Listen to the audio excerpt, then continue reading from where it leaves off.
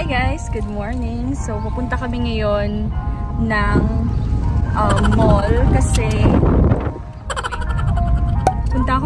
kasi mag-shop ako ng clothes.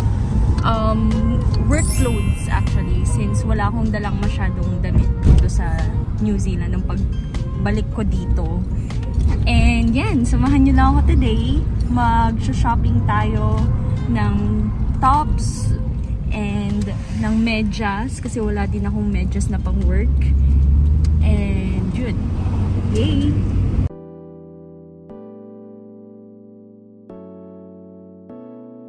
So, pagpasok ko nga ng mall, napansin ko ang daming tao. Yung mga mall pala dito sa New Zealand guys is maagang nagsasara. Like for example, today, Saturday, 7 PM magsasara tong mall na to.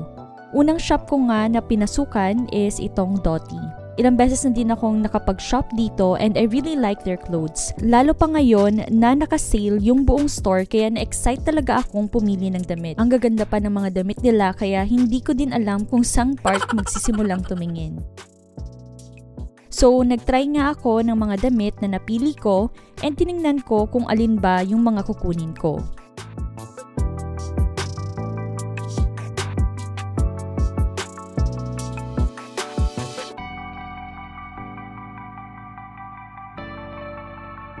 After ng Dotti, pumasok ako saglit sa H&M at Zara, kaso halos walang sale kaya hindi rin ako nagtagal. Although, meron akong shoes na nagustuhan sa H&M pero nagdadalawang isip pa ako kung yun ba yung bibilhin ko. Tumingin din ako ng mga bags sa H&M na pwede kong gamitin for work.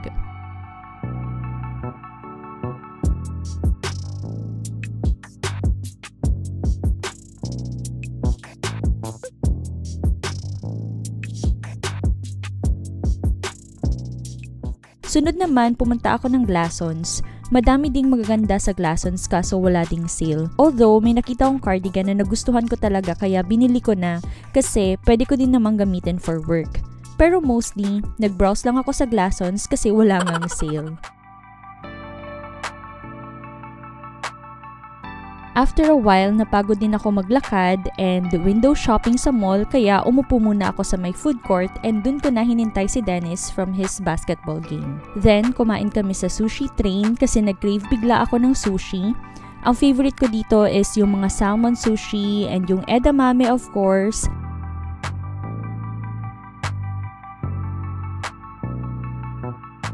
Kahit hindi ako marunong masyadong mag-chopsticks, nabusog talaga ako sa mga sushi. Tapos, kwento ko nga kay Dennis na may nagustuhan akong sapatos sa H&M kaya binalikan namin yon para bilhin na finally. Tumingin-tingin din kami sa Kmart at the warehouse pero plano namin na maghanap ng bag bukas sa ibang store. A few minutes later. Ayan, guys. So, nakabalik na kami sa bahay and nakaligo na and everything.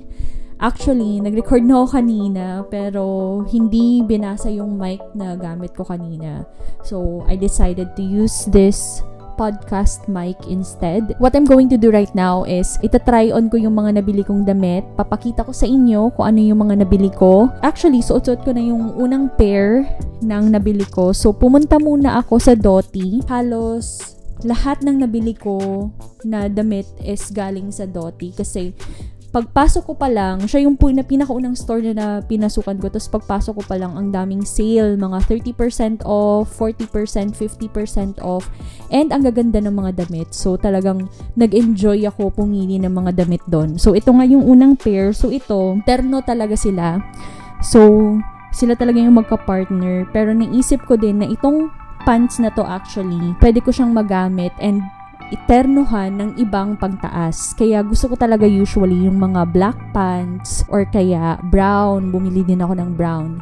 And kaya pala ako nag-shopping today is because mag-start na ako ng work and dun sa workplace na sisimulan ko, business, parang casual attire lang siya. So, hindi naman yung formal business attire yung kailangan. And yung mga damit ko, naiwan ko halos lahat sa Pilipinas. So, wala akong masyadong dalang damit dito. And yung mga iniwan ko dito naman sa New Zealand is mga makakapal Since spring na and pa-summer na ngayon dito, hindi ko sila masusuot.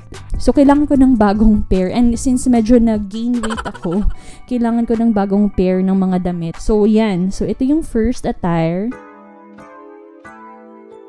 Smart casual look lang siya. Try ko yung iba. Yung pants, around $70. And yung pangtaas naman, parang $40. Pero, naka 30% off siya. Try naman natin yung other tops. So, I wanna try this one. From Dotti din ito. So, cute din siya actually. Tapos, parang madali lang siyang bagayan. So, try natin to. Bagay din siya dito sa, sa pants. Tapos, actually, bagay din siya dito sa brown pants. So, mamaya itatry ko to. So, halos same price lang din siya. And cute siya kasi parang may print-print, ganon. Tapos, hindi naman masyadong mahirap bagayan yung top. So, pwede ko siyang bagayan ng ibang pambaba. Tapos, try ko naman ito. This one. So, ito naman is around $39.99. Tapos, 30% off din siya. Ito naman, try natin to. Ito naman, I love this top. Parang halter top siya. Let's try it. Diba? Pwede siyang pang work. Ayan. So, magpapatong lang ako ng cardigan. And speaking of cardigan, naiwan ko sa Pilipinas yung cardigan ko. Ayan. So, ito pa yung ibang nabili ko. Nahanger ko na kasi sila kasi kala ko mag-e-edit na lang ako ngayong gabi. Pero, yun nga, hindi binasa yung mic ko. So, try natin tong top na to dito sa skirt na nabili ko. Wait, yung cardigan muna pala. Ito yung cardigan na nabili ko sa Glassons. $30 lang siya, $29.99. So, naisip ko, kailangan ko ng isang cardigan sa mga sleeveless tops ko. Kasi ayoko na mo mag-sleeveless sa work. So, diba? Parang meron kang pang-cover sa shoulders mo pag nasa work. And then, I also bought this pala. From H&M. This is around $45, $44.99. Pwede ko siyang gamitin sa work din. So, bagay siya dito sa pants. Or kahit pag naka-skirt ako, bagay din siya. So, ayan. So, shoes. Cute. Diba? Ayan. So, next, tatry natin tong skirt. Ang mga pinili kong kulay ng tops and pambaba is yung mga madali lang siyang bagayan. So, hindi ako mahihirapan na kahit ulitin ko yung damit, halimbawa, ulitin ko tong pants, at least iba yung top na gagamitin ko. Tapos, kahit ulitin ko yung top, pwedeng ibang pambaba yung gamitin ko. So, yung mga madali lang bagayan na kulay, gaya ng beige, ng brown, ng white, black. So, usually yung mga nude colors. So, eto naman yung palda. Yung skirt, long skirt. So, nasa long skirt era ako ngayon. Cute siya din pang work. Casual lang. Tapos, bagayan ko ulit yung shoes. And then, cardigan. Tapos, itong top na to. So, ito naman, see-through siya. Ginawa ko, bumili ako ng pang-ilalim na puti. Inisip ko sana black, pero parang mas maganda kong white para hindi masyadong halata na may pang-ilalim. So, tatry natin siya with the skirt. So, hindi ko na siya isasara. Pero, pwede siyang ganito, parang nakabukas lang. Or pwede mo siyang i-button up. Tapos, pwede din siya, bagay siya, kahit dito sa brown na pants or kahit dito sa black na pants, bagay din siya. So, ganun ako pag pumipili ako ng damit.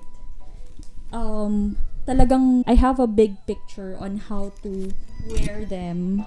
So, gusto ko yung pwede kong ma-mix and match yung mga damit na nabibili ko. So, yung white na pang ilalim is $20 or $19.99. Tapos ito naman, $39.99. So, parang oversized knitwear, oversized knit top. So, cute siya pag halimbawa. Actually, okay lang din siya dito, pero mas okay siya pag naka-pants. So, try natin yung brown pants naman. Brown pants, tapos brown top. So, pwedeng ganyan lang. So, okay naman yung mga oversized actually. Lalo na pag medyo nag-gain weight. So, okay naman siya. Para comfortable ka lang gumalaw. 'Di ba?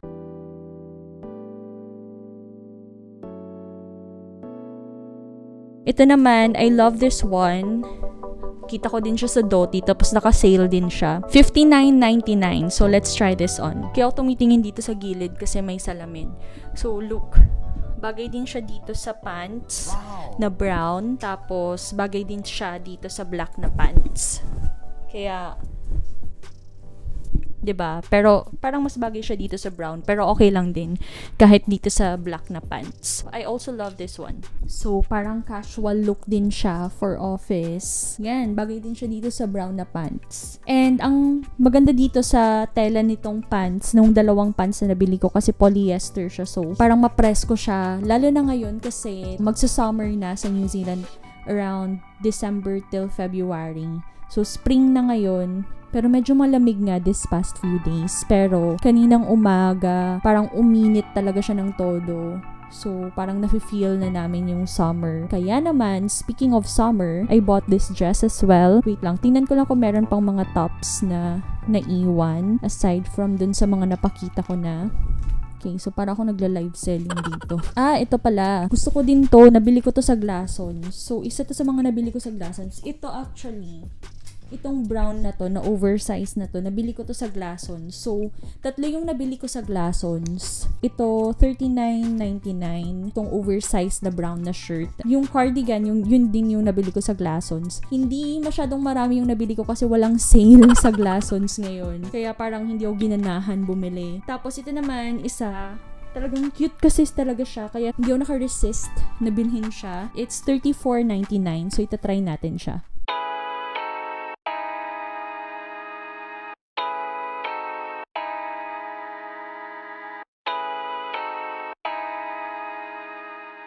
So, ito naman yung top. Gusto ko siya actually kasi parang maganda siya for, casual outfit. Ang problema ko lang dito kasi, dito sa side na to, may butas siya. So, siguro, gagawin ko na lang at least super tight yung ribbon dito sa dalawang sides. And then, I'll make sure na meron akong cardigan or something to cover it. Pero maganda siya. Maganda yung tela niya. Makapal yung tela niya. So, 3 items sa Glassons. So, sa Glassons, ang naging total ko is $104.97. Sa H&M naman, yung binili ko lang naman doon is yung sapatos. It's $44.99. So, parang $45. Sa Doty, ang total ko is $480.68. And halos lahat is around 30% to 39% off. So talagang, kaya madami talaga ako nabili din sa Doty kasi naka-sale talaga sila ngayon. So ngayon naman, itatry ko naman yung 2 dresses na nabili ko sa Doty. Problema ko lang dito is parang medyo maluwag dito sa may upper part. Siguro, parang hihigpitan ko lang siya dito ng about an inch. Yan. Ganyan. Para kumasya siya sa akin. Kasi feeling ko kung yung maliit yung kukunin ko, baka maging super sikip siya sa akin. But I like this dress. Parang flowy lang siya. And then, parang very good for summer talaga and for spring. And I like the color. White and blue. Para maiba naman. Kasi yung dress, hindi mo naman siya matiterno-terno. So, okay lang kahit printed siya or floral. So, ito palang blue dress na to is $79.99. Pero, naka-sale siya. Basta naka-sale siya ng around 30%. Tapos, ito naman, I love this one kasi parang okay yung fit niya sa akin. And, lang siya, blush, peach, pink, presko, especially ngayon sa mga panahon na to. And cute siya. Tapos pwede ko siyang gamitin din sa Pilipinas kasi sa Pilipinas mainit naman. So, ganda din siya. Tapos may inner skirt siya. So, okay kasi hindi siya sobrang nipis talaga. So, mga kinuha ko sa Doty, mostly mga pang work outfit ko. Tapos, pumunta ako sa JJ's. So, sa JJ's naman, yung kinuha ko is mga pang-casual. Yung mga, pag halimbawa, lalabas ka, mag-grocery. Kasi, kanina, trinay ko yung pants ko na naiwan ko dito sa New Zealand. Or parang dinala ko ata siya na Pilipinas, dinala ko siya pabalik dito. Tapos, pag-try ko, hindi siya kumasya sa akin. So, parang kailangan ko nang mag-size up ng pants. So, wala na akong natirang pants dito.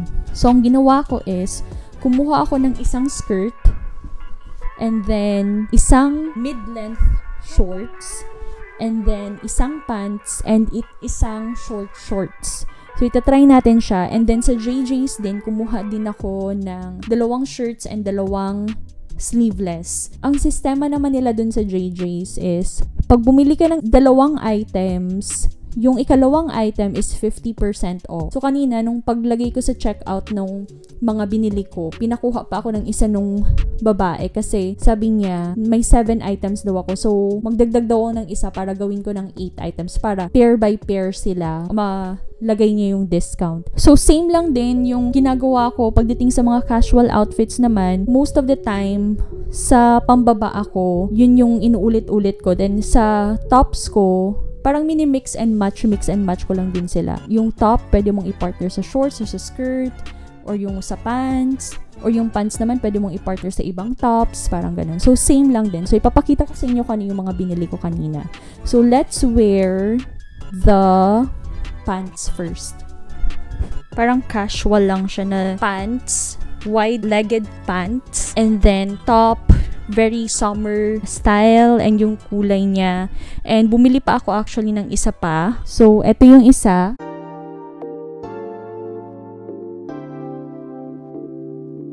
Pwede mo din siyang i-partner sa shorts. Try naman natin yung shorts. Parang bumabalik na ngayon yung mga mid-length na shorts. So, pwedeng naka-shorts ka lang, mag-grocery ka. Tapos, yung ginawa nung nasa checkout. So, ang ginawa niya is yung jeans, itong jeans, this one is for $65.